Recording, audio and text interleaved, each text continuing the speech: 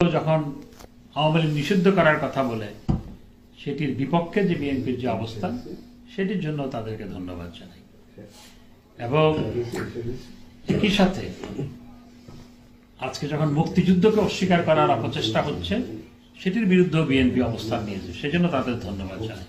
তো সারা দেশে আমাদের নেতাকর্মীদের বিরুদ্ধে তাদের নেতাকর্মীরা যে কাজগুলো করেছে, এখনো করে যাচ্ছে, সেটি অবশ্যই বিএনপিকে দমন করতে হবে। এটি কখনো কাম্য নয়।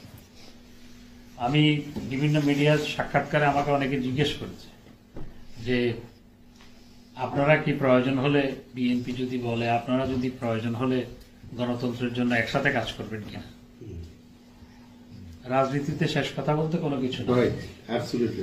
আমরা গণতন্ত্র রক্ষার জন্য আমরা যে কোনো গণতান্ত্রিক রাজনৈতিক দলের সাথে আমরা কাজ করতে আগ্রহী। আমরা 2006 সালে আন্দোলন করে বিএনপির বিরুদ্ধে আন্দোলন করেছিলাম। 2006 সালে আন্দোলন করে বিএনপিকে ক্ষমতা থেকে বিদায় নিতে হয়েছিল। এক বছর পর 2007 সালে আমরা বিএনপি সহ একত্রিত হয়ে তৎকালীন যে অস্বাভাবিক সরকার, আজকের মতো তখনও আরেকটা সরকার ছিল, সেই সরকারের বিরুদ্ধে বিএনপি সহ একযোগে আন্দোলন করেছিল ঐক্যবদ্ধভাবে। সুতরাং আমাদের দেশে সেই উদাহরণ আছে। তো আজকে আমি মনে করি যে অনেকে বলে আওয়ামী লীগের কি হবে। আওয়ামী লীগ বাংলাদেশে অর্ধেকের মতো মানুষ আওয়ামী লীগ সমর্থন করে। আজকের মধ্যে জাতীয় ঐক্য, আওয়ামী লীগকে বাদ দিয়ে কিসের জাতীয় ঐক্য?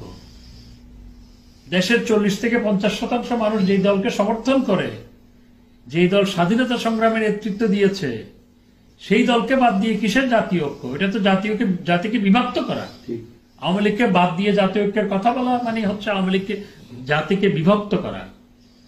তো আওয়ামী লীগ 75-এর পরে প্রথম জাতীয় সংসদ নির্বাচনে 79-এ তখনও আওয়ামী লীগ প্রায় 35% ভোট পেয়েছিল।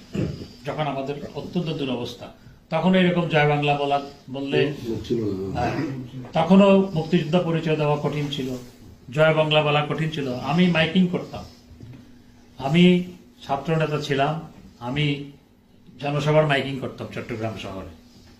যখন মাইকিং করতাম মাঝে মধ্যে বঙ্গবন্ধুর সাথে মার্চের ভাষণ লাগিয়ে দিতাম মোড়ে গিয়ে, এবং তখন মানুষ জমে যেত। 78-79 সালে আমি জনসভার মাইকিং করেছি, বহু জনসভা। যাই হোক, আজকে আওয়ামী লীগকে বাদ দিয়ে কোনো জাতীয় করতে পারে না।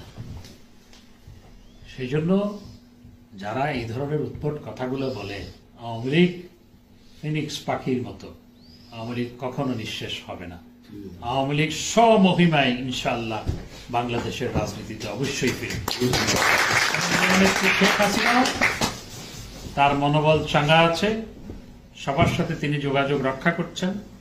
আপনাদের উদ্দেশ্যেও তিনি বক্তব্য রেখেছেন ইতিপূর্বে। আজকেও একটু আগে তিনি কথা বলেছিলেন।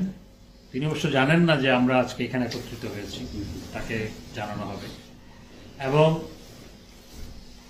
তিনিও, জননেত্রী শেখ হাসিনাকে ফেসিস্ট বলা হয়।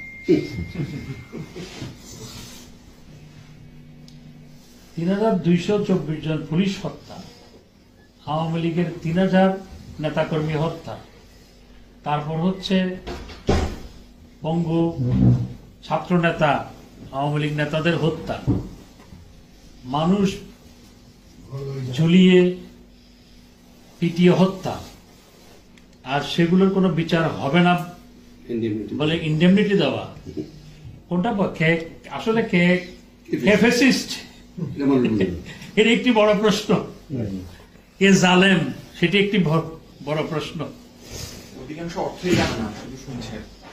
তো আজকে এই জন্য জননেত্রী শেখ হাসিনা কোনোভাবেই ফ্যাসিস্ট নয়।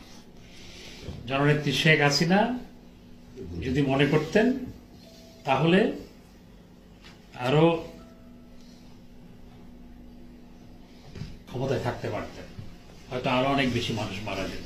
আমার সময় দুপুর 12টায় ওনার সাথে কথা হয়, 5 তারিখ।